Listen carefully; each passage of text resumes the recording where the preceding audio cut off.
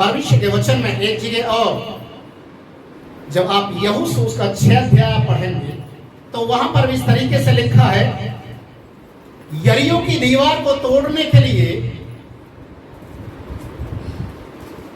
यहोशू ने अपने अनुचरों के साथ हाथी घोड़े को नहीं मंगाया, किसी बहुत बड़ी सेना को नहीं मंगाया कि यरीहो की दीवार को तोड़ने के लिए हमें इन लोगों की जरूरत पड़ेगी। पर कैसे वो यरीहो की दीवार कैसे टूटी?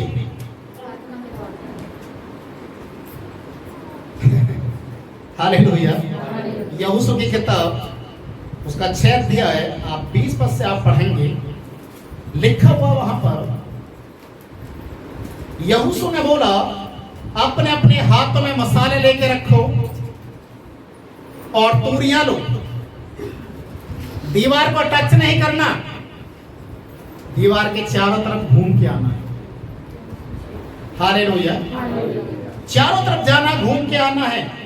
चक्कर लगाओ, घर में आकर अपना आराम से बैठ जाओ, फिर अगले दिन जाओ, फिर चक्कर लगा के आओ। जैसे ही तुम्हारा 7वें दिन का 7वां चक्कर पूरा होगा, एक स्वर में सभी तूरी फूकेंगे और मसालों को जलाकर बोलेंगे कि हमारा परमेश्वर जीवित है। हालेलुया। क्या हो गया वहां?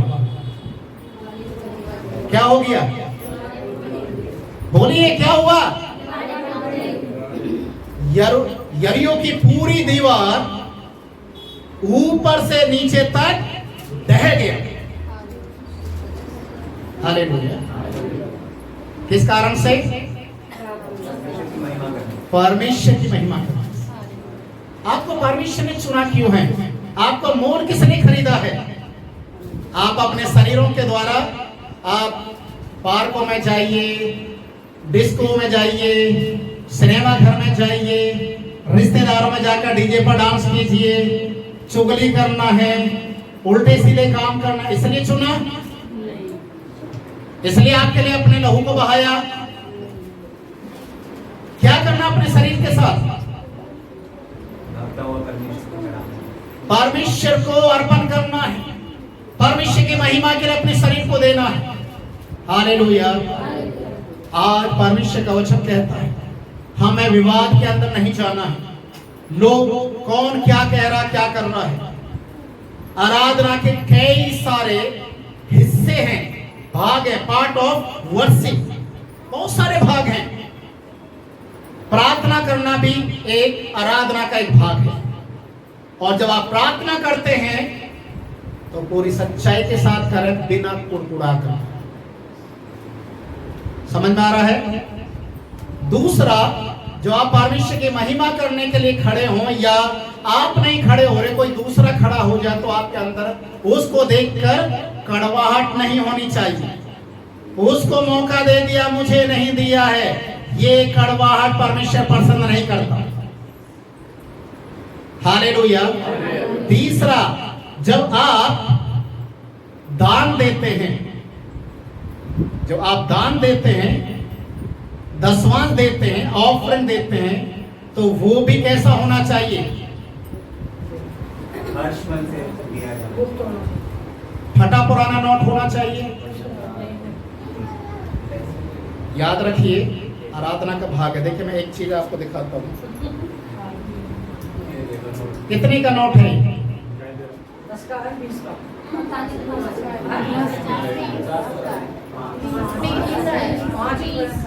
आप लोगों को ये भी नहीं पता चल रहा है 10 का, 20 का, 50 का है, तो सोचने वाली बात है, दुकान वाला इसको कैसे लेगा?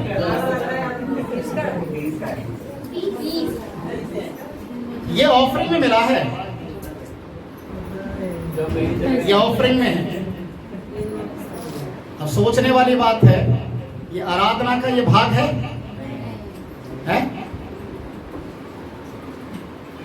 अब आप लोग बोलेंगे, मैंने तो दिया ही नहीं, मैंने तो दिया ही नहीं, आसमान से तो नहीं आया।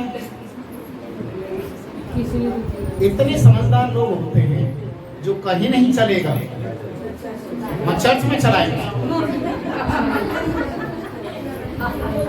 जैसे बैंक है, चला लेंगे, हैं? प्रभु जी चला लेंगे। अब सोचने वाली बात है, अगर प्रभु जी चलाते तो ये मेरे जेब में अभी तक क्यों है? हालेलुया। ये मैं इसलिए निकाल के रखा क्योंकि महीने में एक बार दो बार ऑफरिंग में इस तरीके से मरे गिरे नोट आते हैं, एक्सीडेंट हुए आते हैं, जो जिनका इलाज कोई भी नहीं करवाता वो यहाँ पर डाल दिए जाते हैं। आपने कभी देखा किसी व्यक्ति का एक्सीडेंट हो जाए, उसको पूरा प्लास्टर लगा दिया जाए, हाथ में, पैर में, हर जगह, माथे पे पट्टी, इधर में पट्टी, इधर में पट्टी, और उसे किसी शादी के अंदर खड़ा कर दिया जाए तो लोग क्या करेंगे? उसको देखकर क्या बोलेंगे? इसको क्यों लेकर आ गए? ये बेचारा ना नाच सकता, ना गा सकता, ना खा सकता है। इसको देखकर देखने वालों को तरस और आ जाएगा। ऐसे नोट इधर से चिपका दिया, इधर से चिपका दिया, इधर से चिपका दिया, चिपकाने के बाद सारे में पट्टी बांधकर फिर डालते चर्च में आराधना करना। उपवास ये भी एक आराधना का भाग है। उपवास ये आराधना का एक भाग है। परमेश्वर ऐसे लोगों को खोज रहा है। याद रखिए कि जब आप उपवास करें तो आपका उपवास लोगों को दिखाने के लिए ना हो। जब आप दान करें तो आपका एक हाथ दान करता है तो दूसरे को मालूम नहीं होना चाहिए। पर आज बहुत सारे लोग कंफ्यूजन में हैं। इसलिए परमेश्वर का वचन कहता है कि ना तो यरूशलेम को देखिए, ना उन पहाड़ों को और देखिए। आपको देखना किसको? उस परमेश्वर को देखना है जो आत्मा और सच्चाई से आराधना करने वाले लोगों को देख रहा है, ढूंढ रहा है और उनके बीच में वो वास करना चाहता है। हालेलुया। आप कभी भी जब आप परमेश्वर के सामने आए, या आपके घर की परिस्थिति कैसी भी हो, समस्या क्यों ना हो, आप प्रार्थना करना शुरू कीजिए। प्रभु के भजन गाना शुरू कीजिए, भजन गाना शुरू कीजिए। कोई सुन रहा है, नहीं सुन रहा, कोई क्या कह रहा, क्या नहीं कह रहा, भजन गाना शुरू कीजिए और जोश के साथ कीजिए, और जोश के साथ कीजिए। अभी आप एक गीत गा रहे हैं, कल को आप 2 गीत गाना शुरू कीजिए। गाना आए या ना गाए, आए गाते रहिए।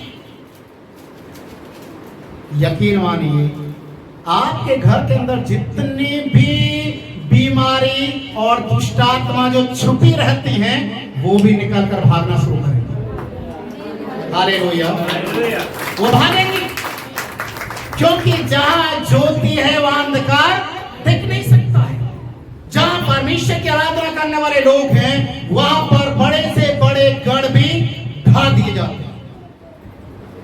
अजीजों, आपका शरीर परमेश्वर का मंदिर है। आपको अपने शरीर को परमेश्वर को जीवित और भावता करके परमेश्वर के लिए तैयार करना है।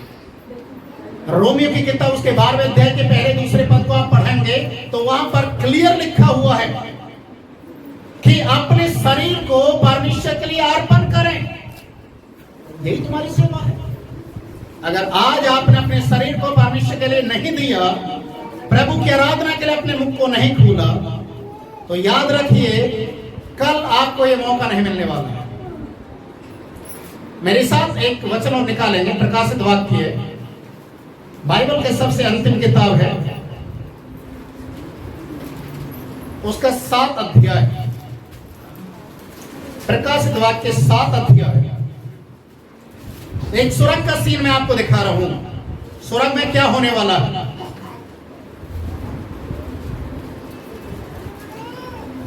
इसके 9 पद से कोई भी जन पढ़े, 9 से 12 तक।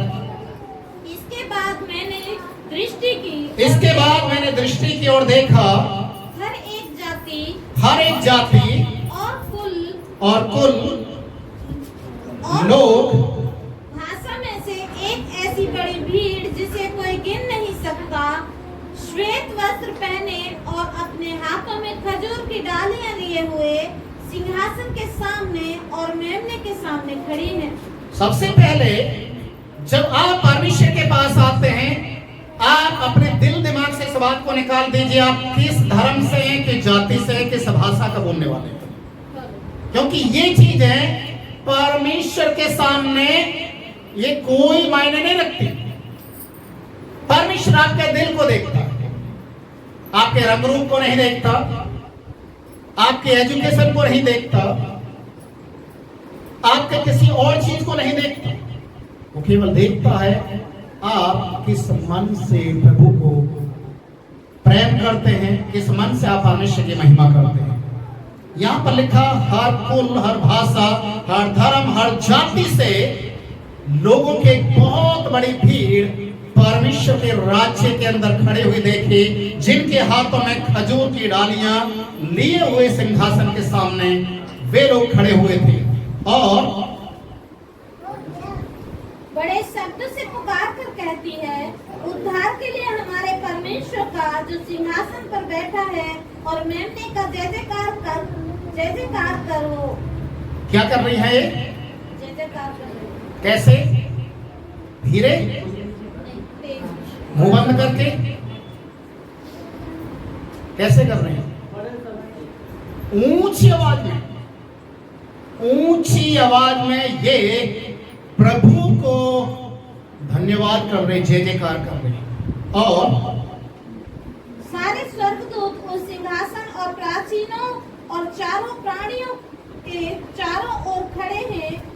फिर वे सिंहासन के सामने मुंह के बल गिर पड़े और परमेश्वर को दंडवत करके कहा, आमीन। हमारे परमेश्वर की स्तुति और महिमा और ज्ञान और धन्यवाद और आदर और सामर्थ और शक्ति युगान युग बनी रहे।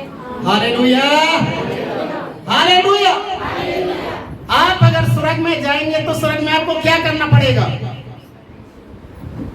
क्या करना पड़ेगा? परमेश्वर आपको स्वर्ग में क्यों लेकर जाना चाहता है? आपके लिए दारू की बोतल रखी है, वहां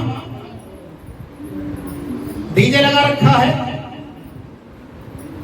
आपको परमेश्वर स्वर्ग के लिए क्यों तैयार कर रहा है? क्या करना पड़ेगा आपको वहां पर? स्तुति और महिमा। हालेलुया। 2400 घंटे आपको प्रभु की महिमा करना है। अगर यहां नहीं करे तो वहां क्या करें? यही तो है आपका प्रैक्टिस करने का स्थान, यही आपका स्कूल है, यही आपका कॉलेज है, यही आपका एक्सरसाइज करने का केंद्र है। यहाँ से आप सीखेंगे, यहाँ से तैयार होंगे, यहाँ परमेश्वर की महिमा करेंगे, तब परमेश्वर वहां से देखेगा ये बहुत अच्छी आराधना करने वाला है, ये दिल से गाता है, दिल से बजाता है, मेरी महिमा करने के लिए है। आजा बेटा, अब मेरे सिंहासन के सामने तुझे भी मौका मिलेगा। फुल पीठ पर हर एक किसी को खड़ा होने का मौका नहीं मिलता। हालेलुया। वहां सबको मौका मिलेगा। इसलिए परमेश्वर का वचन कहता है, जाति, धर्म, भाषा, इनके चक्कर में जो आ गया वो दुनिया में नाश हो जाएगा। पर जो जीवित है, परमेश्वर की खोज करता है और उसके पीछे चलता है, वो अनंत काल के जीवन के लिए त्याग करेगा। हालेलुया। इसीलिए परमेश्वर का वचन कहता है कि परमेश्वर ऐसे आराधना करने वालों को खोज रहा है जो आत्मा और सच्चाई से उसकी आराधना करें। क्या आप तैयार हो रहे हैं परमेश्वर की आराधना के लिए? सो जाइए, आप सो जाओ, आप लोग सो जाओ ना। मैंने क्या बोला अभी?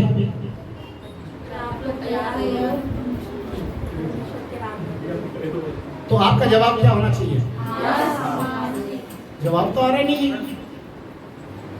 तो इसका मतलब आप मेरी बातों को क्या कर रहे हैं? अनसुना कर रहे हैं। बोल रहा बोलने दो। हम तो अपने आटे को गूंदेंगे तो आंसू बहाते हुए गूंदेंगे, झाड़ू लगाएंगे तो गाली देते देते झाड़ू लगाएंगे। आप कभी परमेश्वर की महिमा नहीं कर पाएंगे, कभी नहीं। आपको अपने आप को अभी से तैयार करना पड़ेगा। यीशु ने कहा, जो तुझसे बातें कर रहा वही है जिसका तुम इंतजार कर रहे हो। आज जो आपको बोला जा रहा है, यरीहो की दीवार टूटेगी, के बंधन टूटेंगे टूटेंगे टूटेंगे और मुंह आपका खुलना चाहिए। आपका मुंह खुलना चाहिए आराधना के लिए। मैं हमेशा एक चीज को कहता हूं, आपके शरीर में तकलीफ है, एक बार उसको नजरअंदाज कर दीजिए। आप खड़े होकर घुटने के बल आकर प्रभु की महिमा करना शुरू कीजिए।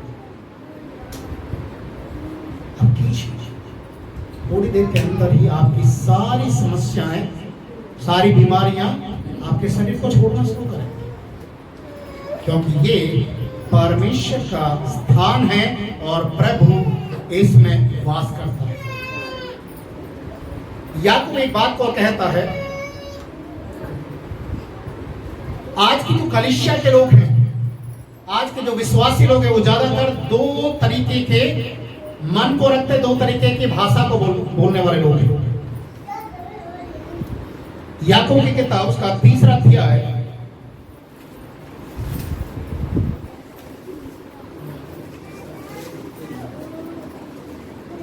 उसके 9 पद से 12 तक आप पढ़ेंगे तो यहां पर लिखा हुआ है, जो आजकल के लोग हैं उनके विषय में लिखा हुआ है, इसी से हम किससे, किसके लिए लिखा है? इसी से आपका जो मुंह है, आपकी जो जीव है, इसी से हम क्या करते हैं? प्रभु और पिता की स्तुति करते हैं, और इसी से मनुष्यों को जो परमेश्वर के स्वरूप में उत्पन्न हुए हैं श्राप देते हैं। एक ही मुंह से धन्यवाद और श्राप दोनों निकलते हैं। हे मेरे भाइयों, ऐसा नहीं होना चाहिए। क्या सोते के एक ही मुंह से मीठा और खारा जल दोनों निकलता है? हे मेरे भाइयों, क्या अंजीर के पेड़ में जैतून या दाख की लता में अंजीर लग सकते हैं? वैसे ही खारे सोते से मीठा पानी नहीं निकल सकता। Hallelujah, hallelujah, hallelujah. चर्च के अंदर स्वर्गदूत बनकर घर में जाकर भूत ना बने। बहुत सारे लोग इस तरीके का ड्रामा करते हैं। आप एक मुंह से प्रभु की महिमा करते हैं, उसी मुंह से क्या करते हैं? आप गाली भी देते हैं, बददुआएं भी देते हैं, क्लेश भी करते हैं। ऐसा नहीं होना चाहिए। आप अगर परमेश्वर के लिए अपने दिल को आप प्यार कर चुके हैं, जो आपके मन के अंदर है वही आपके मुंह से बाहर आता है। याद रखिए चीज, अगर आपके मन के अंदर यीशु मसीह है तो आपके जीभ से, आपके मुंह से भी क्या होगा? प्रभु की महिमा निकलेगी। पर यहां पर अगर कड़वाहट भर रखा है तो ये बम आज नहीं तो कल फूटेगा जरूर। इसलिए ये दिल आपका साफ होना चाहिए। एक सोते से एक जैसा पानी आना है। अगर मीठा निकल रहा है तो मीठे ही बने रहिए। आशीर्वाद दे रहे तो आशीर्वाद ही दीजिए, प्रार्थना करे तो प्रार्थना कीजिए। अगले ही पल आप दूसरे शब्दों का इस्तेमाल ना करें जैसे अन्य जाति लोग करते हैं। हालेलुया। इसलिए परमेश्वर का वचन हमें साफ रीति से कहता है, हम आराधना के योग्य अपने आप को तैयार करें। तंबू को परमेश्वर ने तैयार करवाया, अभिषेक आया, यरूशलेम का मंदिर बनाया, अभिषेक आया, और आज आपको परमेश्वर अपना मंदिर बनाता है। पौलुस कहता है इस चीज को, 1 कुरिन्थियों 3 अध्याय उसके 16 पद को आप पढ़ेंगे तो लिखा है, क्या तुम नहीं जानते तुम परमेश्वर के मंदिर हो, परमेश्वर का आत्मा तुम में वास करता है।